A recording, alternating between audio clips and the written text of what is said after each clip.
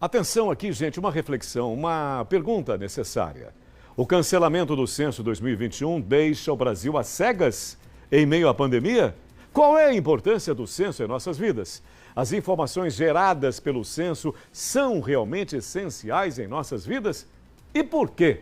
Então, quem coloca luz nesse momento sobre essas e outras questões é o nosso prezado professor Josenito Oliveira, que, aliás, eu admiro demais pela facilidade em transitar por esses caminhos, em nos explicar esses temas tão complexos, hein? Professor Josenito, seja bem-vindo. Boa tarde, meu querido.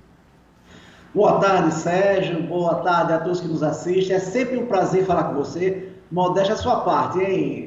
Não, mas é verdade, é verdade. Tenho muito respeito pelo senhor e quero saber, logo de início, quais são os reflexos, digamos, na pandemia com relação ao censo, principalmente, professor, no que se refere à saúde. Pois é, são diversas consequências, Sérgio, né? Por quê? Porque o censo, para deixar bem claro para quem está nos assistindo, não é apenas contagem de pessoas, né? Seria uma coisa muito simplória. Não.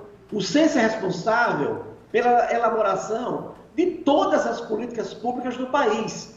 Uma delas, que você citou aí, é a política de saúde.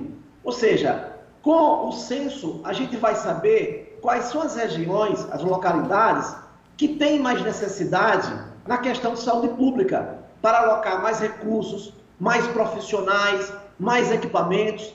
E assim se dá também com as outras políticas de educação também. Precisamos saber como está a qualidade do nosso ensino no Brasil inteiro, para atender as nossas crianças. Precisamos também saber a questão da política de segurança pública. Você acabou de falar de segurança aí. Para definir essas políticas de segurança pública, é necessário também ter o censo. Necessário também do censo para conhecer a nossa realidade com relação à religiosidade do nosso povo, questão de raça, de gênero, para as políticas de diversidade, ou seja, as políticas sociais, para melhorar essa questão da diversidade social. E também, Sérgio, outra coisa muito importante, que é a questão do pacto federativo, ou seja, para a gente calibrar a nossa democracia, ou seja, nós sabemos que tem cidades hoje que têm mais habitantes, estados também, e que está sendo feita apenas uma estimativa no último censo, que foi de 2010, e que não é correto. Precisamos ter uma realidade. Eu vou só dar um exemplo para vocês. O município de São Cristóvão, que pela estimativa do censo do IBGE, é pouco mais de 91 milhões.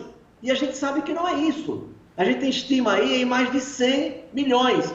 Isso tem impacto no fundo de participação do município, do Estado e também no número de nossos representantes nas câmaras também, tanto municipal, tanto do Estado, como também federal. Então, são diversos prejuízos Sim. que traz a não realização do censo para o Brasil, Sérgio. Professor, com relação aos aspectos que envolvem a densidade habitacional.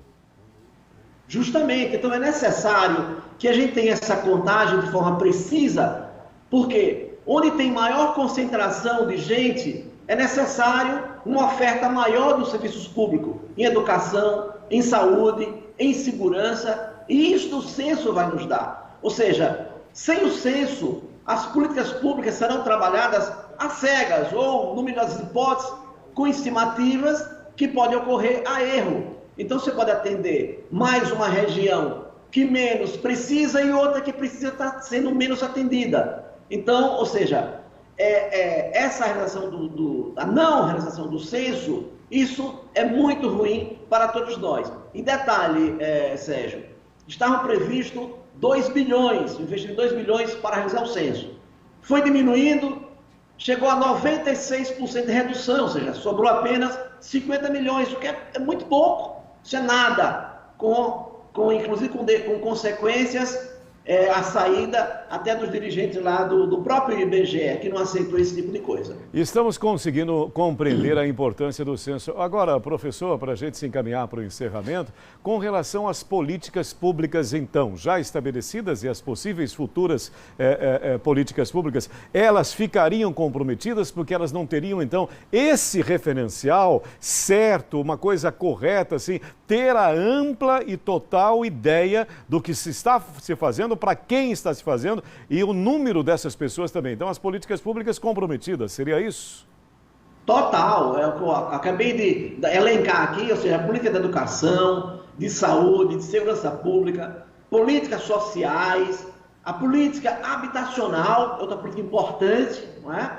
E a questão da política do pacto federativo, ou seja, se você tem isso no censo, você sabe, né, nos municípios, nos estados, de forma precisa, para que você possa distribuir melhor os tributos para os municípios e para os estados. Então, com certeza, muitos municípios estão perdendo recursos por conta da não realização desse censo.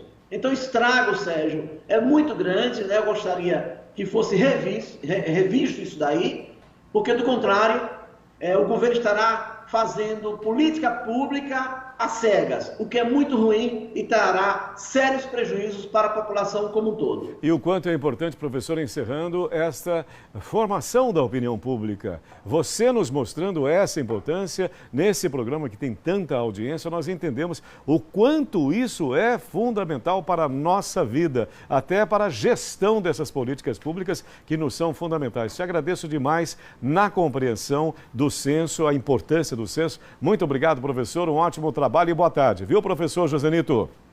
Eu que agradeço. Um grande abraço a todos.